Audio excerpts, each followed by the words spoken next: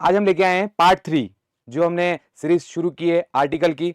1 से 4, 5 से 11 हमने कर चुके थे। अब पार्ट 3 में 12 से 35 जो मौलिक अधिकार है, फंडामेंटल राइट है, उसको लेके आए हैं। ये जो हम सीरीज कवर कर रहे हैं, इसके ये सारे सिलेबस को कवर कर रहे हैं। जितने भी एग्जाम होते हैं, सीईटी होते हैं, एलडीसी, पटवार, कांस्टेबल, एसआई, चाहे आरएस मेंस तक, सारे एग्जाम को कवर करते हुए, सारे एग्जाम के सिलेबस को कवर करते हुए हमने सीरीज बनाई है, जिसमें आपको आर्टिकल से संबंधित एक भी क्वेश्चन ऐसा नहीं होगा कि जो बाहर जाएगा। इस बात की मैं गारंटी देता हूं, क्योंकि सारी चीजों को हम कवर करके चल रहे हैं, जीरो से एडवांस लेवल तक का पढ़ा रहे। इसमें आपको कहीं पे भी किसी की भी कहीं जाने की जरूरत भी नहीं है। घर बैठे बैठे आप इससे पढ़ सकते हो, सारी चीज इससे कवर कर सकते हो और अपना ओपिनियन, अपने थॉट डेवलप कर सकते हो। तो आइए शुरू करते हैं। पार्ट 3 जो संविधान का भाग 3 में मौलिक अधिकार लिखे गए हैं 12 से 35 तक। सबसे पहले बात करेंगे मौलिक अधिकार क्या होते हैं। तो जो मौलिक अधिकार है ना, जो एफआर, मैं हमेशा मौलिक अधिकार को एफआर लिखूंगा, यानी फंडामेंटल राइट। फंडामेंटल राइट नागरिकों के वो अधिकार,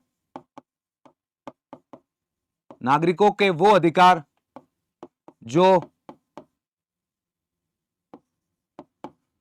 किसी व्यक्ति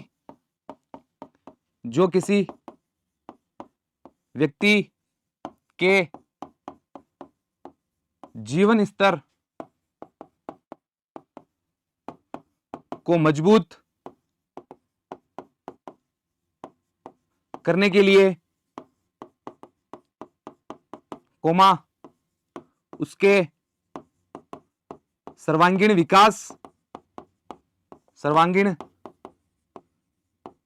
विकास के लिए एवं मोस्ट इंपॉर्टेंटली राज्य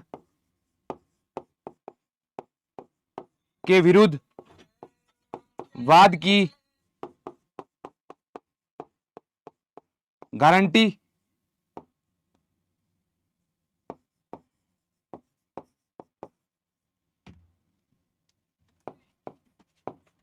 सुरक्षा की गारंटी रखने का अधिकार है। जो फंडामेंटल राइट है, जो मौलिक अधिकार है, वो नागरिकों के वो अधिकार होते हैं जो किसी भी व्यक्ति के जीवन के स्तर को मजबूत करने तथा उसके सर्वांगीण विकास यानी कॉम्प्रिहेंसिव डेवलपमेंट या राज्य के विरुद्ध सुरक्षा की गारंटी रखने का अधिकार देते हैं। ये मौलिक अधिकार होते हैं। एफआर जो मौलिक अधिकार है वो वाद योग्य होते हैं, यानी जस्टिशिएबल होते हैं, वाद योग्य होते हैं। यानी एफआर का अगर उल्लंघन हुआ, मौलिक अधिकार का अगर उल्लंघन हुआ, तो हम आर्टिकल यानी अनुच्छेद 32 के तहत सुप्रीम कोर्ट में तथा अनुच्छेद 226 के तहत हम हाई कोर्ट में जा सकते हैं।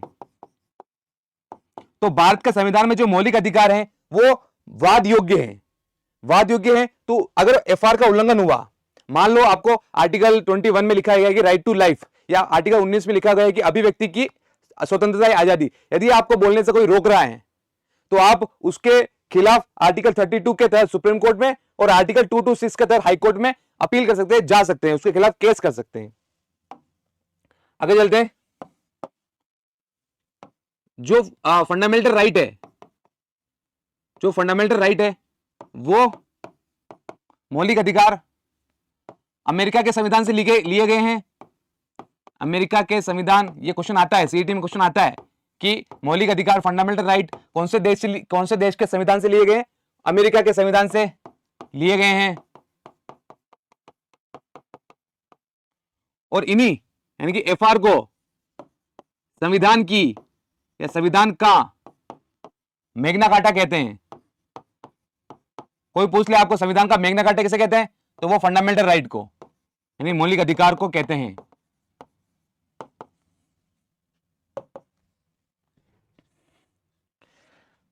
आगे चलते हैं।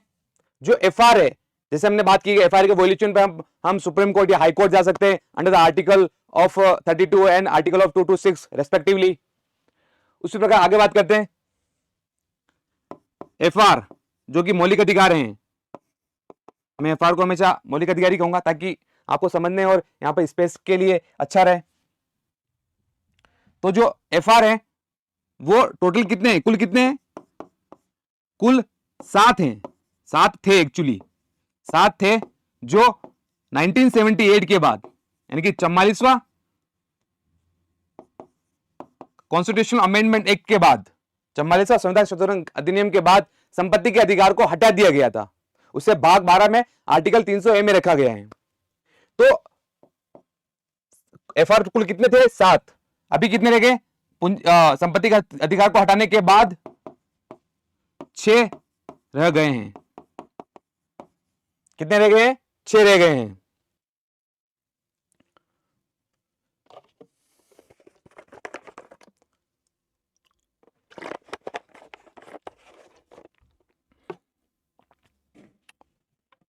हम बात करेंगे 6 कौन कौन से आर्टिकल है, इसकी बात करेंगे। आगे चलते हैं।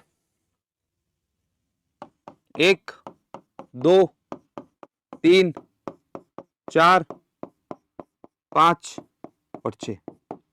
सबसे पहला आता है अनुच्छेद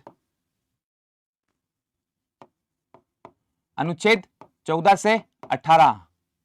फिर आता है अनुच्छेद 19 से 22। फिर आता है अनुच्छेद 23 से 25, 23 से 24। फिर आता है अनुच्छेद 25 से 28। फिर आता है अनुच्छेद 29 एंड 30। फिर आता है अनुच्छेद 32। जैसा इसमें बताया कि 31 में इंक्लूड क्यों नहीं है, क्योंकि 31 को भाग 3 से 44वां संविधान संशोधन अधिनियम 1978 के तहत उसे हटाकर भाग 12 में आर्टिकल 300A में डाल दिया गया था। तो उसके बाद हम आगे करेंगे। सबसे पहले आता है समानता का अधिकार। समानता का अधिकार जो किसमें आता है, 14 से 18 के बीच में आता है। यह प्रश्न आते हैं सीटी, पटवा, एलडीसी में यही प्रश्न आएंगे कि समानता का अधिकार कौन से अनुच्छेद में आता है, तो क्या उत्तर होगा, अनुच्छेद 14 से 18। फिर स्वतंत्रता का अधिकार,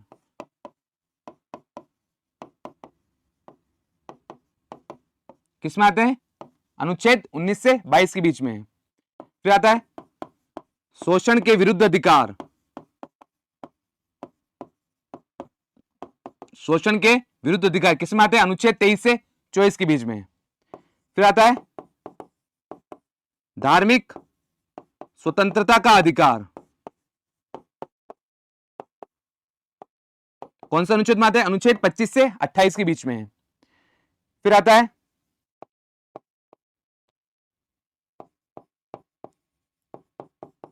संस्कृति एंड शिक्षा से संबंधित अधिकार, किसमें आते हैं, अनुच्छेद 29 से 30 में।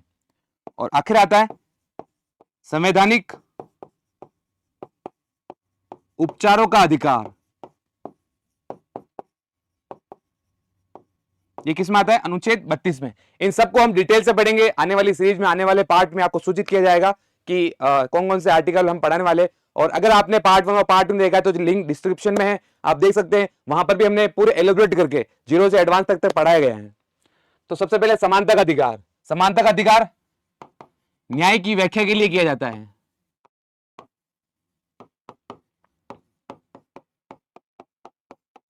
ये इसका इंटरप्रिटेशन है, यानी कि अनुच्छेद 14 से 18 के बीच में जो मैं यहां लिखूंगा, ये यहां पर इंटरप्रिटेशन, यानी कि 14 से 18 के बीच में किसके लिए बात की गई है, न्याय की व्याख्या के लिए, कि न्याय कैसे मिलेगा। स्वतंत्रता का अधिकार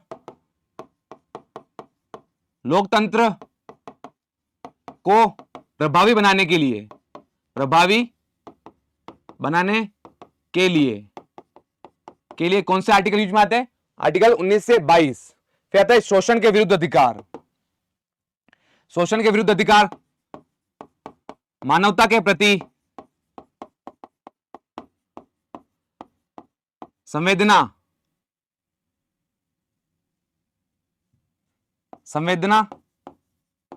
रखने के लिए, कि मानवाधिकारों का सम्मान हो। यह बात किसमें कही गई है, आर्टिकल अनुच्छेद 23-24 में। फिर आते हैं धार्मिक स्वतंत्रता का अधिकार। इसमें धर्मनिरपेक्षता जो कि प्रस्तावना का की एक वैल्यू है, इंपॉर्टेंट वैल्यू है। धर्मनिरपेक्षता की भावना बनाए रखना, भावना बनाए रखने के लिए, बनाए रखने के लिए। आगे चलते हैं। संस्कृति व शिक्षा का अधिकार, यह किसके लिए है? अल्पसंख्यक, जो माइनॉरिटीज होते हैं अपने अल्पसंख्यकों की रक्षा एंड सुरक्षा रखने के लिए, सुरक्षा रखने के लिए, अल्पसंख्यकों के लिए सुरक्षा और रक्षा की बात किसमें कही गई है? अनुच्छेद 1930 में। फिर अंतिम आता है अनुच्छेद 32, सरकार की जवाबदेहिता, सरकार की जवाबदेहिता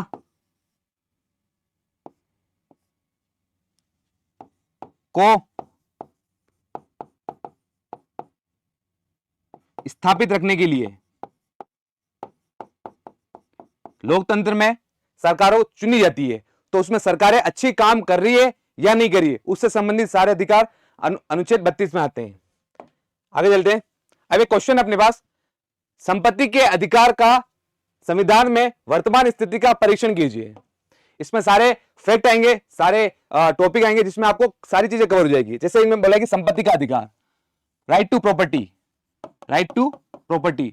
जैसे मैंने कहा, इसको 44वें संविधान संशोधन अधिनियम, कॉन्स्टिट्यूशनल अमेंडमेंट एक्ट 1978 के तहत भाग 3 के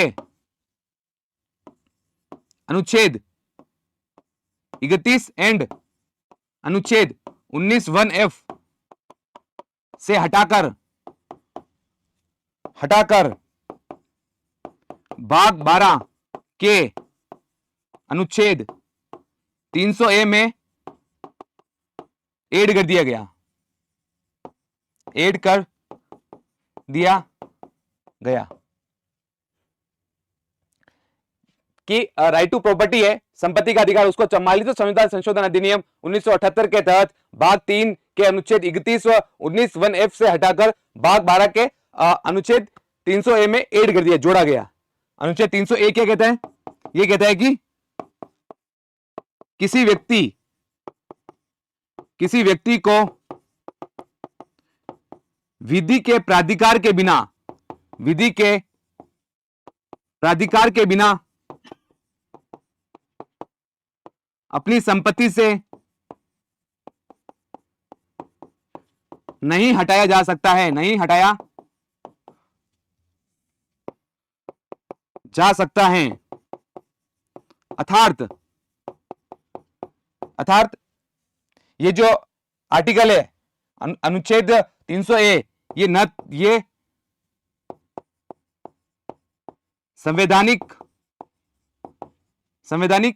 संवैधानिक एंड कानूनी रूप से सक्रिय हैं। यानी किसी व्यक्ति को, भारत देश में किसी व्यक्ति को संपत्ति के अधिकार से हटाया नहीं जा सकता है। इसके लिए अगर हटाना है तो विधि के प्राधिकार की ड्यू प्रोसेस ऑफ लॉ की उस प्रोसेस को, उस लॉ को फॉलो करके ही हटाया जा सकता है, नहीं तो उसको नहीं हटाया जा सकता। इसका मतलब यह एक संवैधानिक और कानूनी रूप से सक्रिय अधिकार हैं। याद रखिएगा ये कि जो अनुच्छेद 32 है, क्वेश्चन आता है, जो अनुच्छेद ये है ना, ये मौलिक अधिकार नहीं है, ये कोई फंडामेंटल राइट नहीं है, ये संवैधानिक और कानूनी अधिकार है। Legal right, constitutional and legal right है। आने वाले टाइम में एक छोटी वीडियो बनाऊंगा जिसमें कॉन्स्टिट्यूशनल राइट, लीगल राइट और फंडामेंटल राइट, इन तीनों में क्या डिफरेंस होता है, इसके लिए मुझे संपादक साहब याद दिलाएंगे कि मुझे इस पर वीडियो बनानी है। आगे चलते हैं। तो हमने पढ़ा जो संपत्ति के अधिकार के बारे में। फिर आगे चलते हैं। मानवाधिकारों का क्या अर्थ होता है? मानवाधिकार एक तो होता है फंडामेंटल राइट, मौलिक अधिकार, मौलिक अधिकार। एक होता है कि फंडामेंटल राइट यानी ह्यूमन राइट। एक तो फंडामेंटल राइट और एक क्या होता है? मौलिक अधिकार। एक होता है मानवाधिकार। इसकी बात करते हैं अपन। तो जो मानवाधिकार है, जो मानवाधिकार है वो क्या होते हैं? ऐसे मानवाधिकार जो किसी नागरिक के संपूर्ण विकास, सर्वांगीण विकास के लिए जरूरी होते हैं। ऐसे मानवीय अधिकार जो मानव जीवन स्तर तथा उसके सर्वांगीण विकास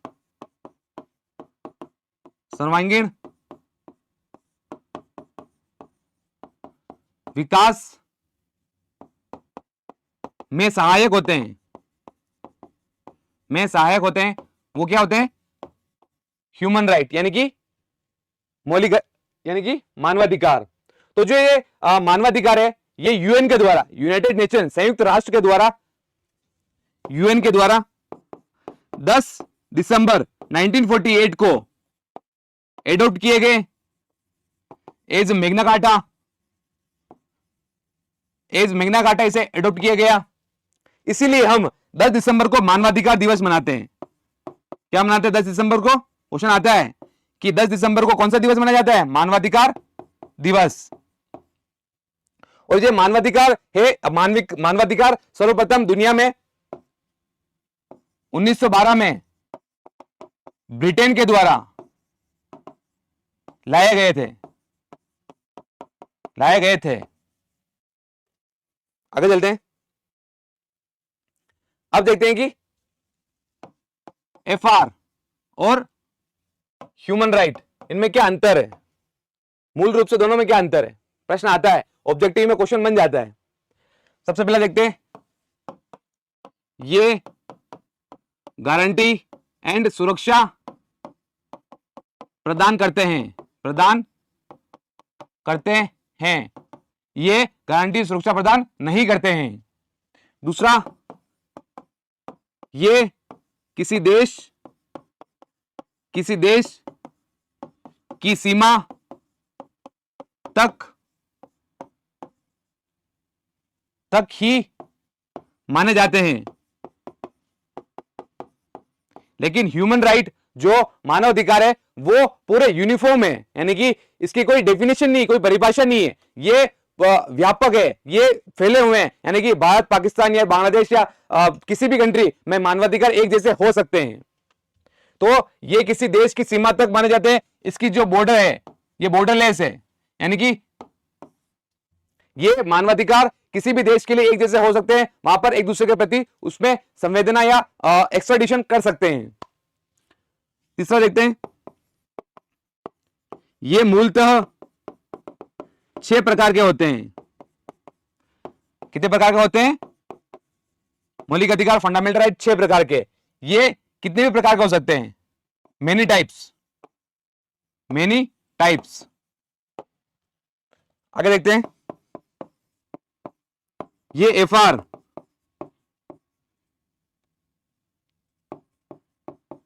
सीमित होते हैं, यानी कि इनकी बाउंड्री फिक्स होती है। ये व्यापक होते हैं, जो मानवाधिकार है, ह्यूमन राइट है, वो व्यापक होते हैं। पांचवा देखते हैं, इनकी परिभाषा, जो एफआर है, जो फंडामेंटल राइट है, जो मौलिक अधिकार, इनकी जो परिभाषा होती है वो कहीं ना कहीं हद तक फिक्स होती है, लेकिन इनकी कोई परिभाषा नहीं, ये यूनिफॉर्म डेफिनेशन इनकी कौन सी डेफिनेशन है? यूनिफॉर्म, यानी कि बहुत सारे देश में मानवाधिकार सेम हो सकते हैं। छठा देखते हैं, ये जो फंडामेंटल राइट है ये वाद योग्य है, यानी कि इसको कोर्ट में ले जाकर हम इसके प्रति गारंटी सुरक्षा मान सकते हैं, ये वाद योग्य है, लेकिन ये वाद योग्य नहीं है। तो ये कुछ अपने 6 डिफरेंस देके इसमें से प्रश्न आते हैं, इसको याद कीजिएगा। आगे चलते हैं, ये जो मैंने अंतर समझाया था वो पीछे की स्लाइड में है। आगे चलते हैं, अनुच्छेद 12 क्या होता है? हम सीरीज पे चल रहे हैं ना कि 12, पहले हमने बात की फंडामेंटल राइट क्या होता है, फिर हम बात की मानव अधिकार क्या होते हैं, अब हम बात करेंगे आर्टिकल वाइज। आर्टिकल 12 से 15 जो मौलिक अधिकार है उनकी बात कर रहे हैं। तो उसमें पहले आता है आर्टिकल 12, इसमें राज्य की परिभाषा की बात कही गई है। किसकी बात कही गई है? राज्य की परिभाषा की बात कही गई है। यहां पर राज्य का मतलब किससे? सरकार से है, गवर्नमेंट से है, चाहे वो सेंटर हो चाहे स्टेट हो। तो ए क्या है यहां पर? केंद्र सरकार। केंद्र सरकार की परिभाषा से संबंधित है आर्टिकल 12। बी राज्य सरकार की परिभाषा से संबंधित है आर्टिकल 12। सी राज्य या केंद्र के अधीन, राज्य या केंद्र के अधीन सभी प्राधिकारी और कर्मचारी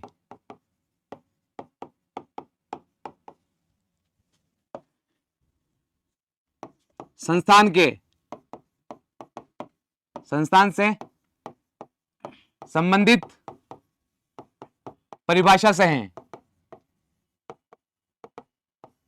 तीसरा क्या है? राज्य या केंद्र के सभी प्राधिकारी और कर्मचारी या संस्थान से संबंधित परिभाषा के हैं। ये आर्टिकल 12 में आते हैं। आगे चलते हैं। डी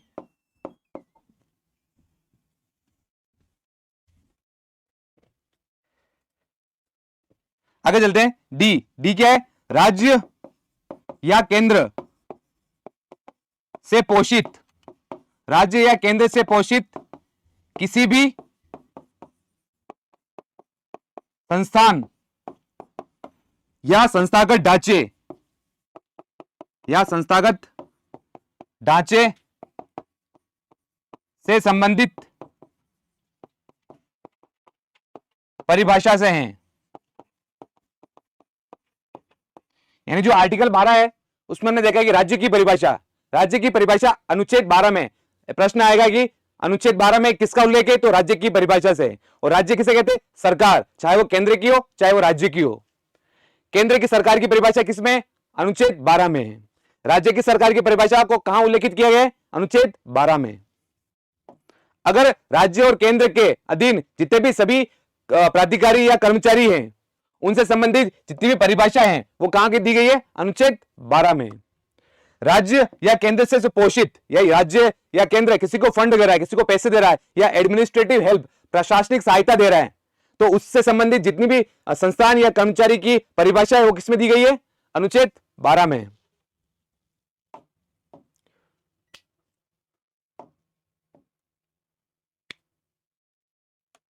हालांकि नोट है, हालांकि भाग 4 के अनुच्छेद 156 में राज्य की परिभाषा दी गई है। राज्य की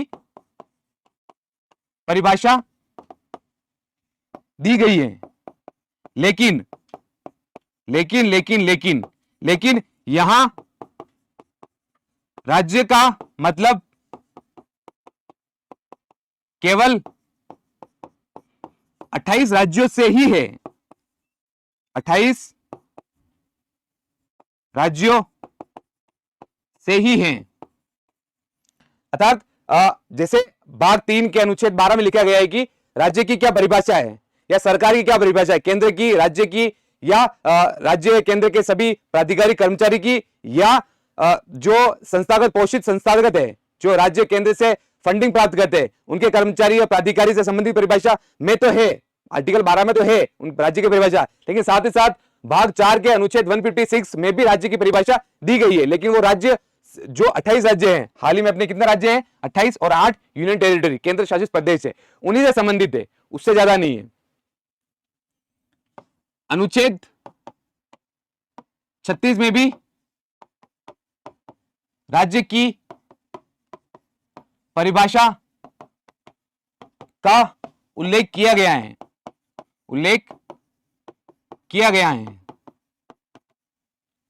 आर्टिकल 36 उसमें भी राज्य की परिभाषा का उल्लेख किया गया है। तो आज के लिए इतने रखते हैं। आने वाले टाइम में हम छोटी छोटी वीडियो इसलिए करें ताकि आपको बेहतर समझ आ पाए। हम जीरो से एडवांस जो पॉलिटी का नेचर होता है कि बेसिक से एडवांस सारे एग्जाम को कवर करते हुए हम यही क्राइटेरिया चलेंगे और आने वाले टाइम में हम ऐसी वीडियो बनाएंगे ताकि आपके लिए बेनिफिट हो, सारे एग्जाम में काम आए, चाहे वो पशु परिचर हो चाहे वो आरएस मेंस हो। तो आज के लिए इतना ही रखते हैं। आगे हम आर्टिकल 12 को पढ़ा है, 13 से 35 तक और पढ़ेंगे। तो आज के लिए बस इतना ही।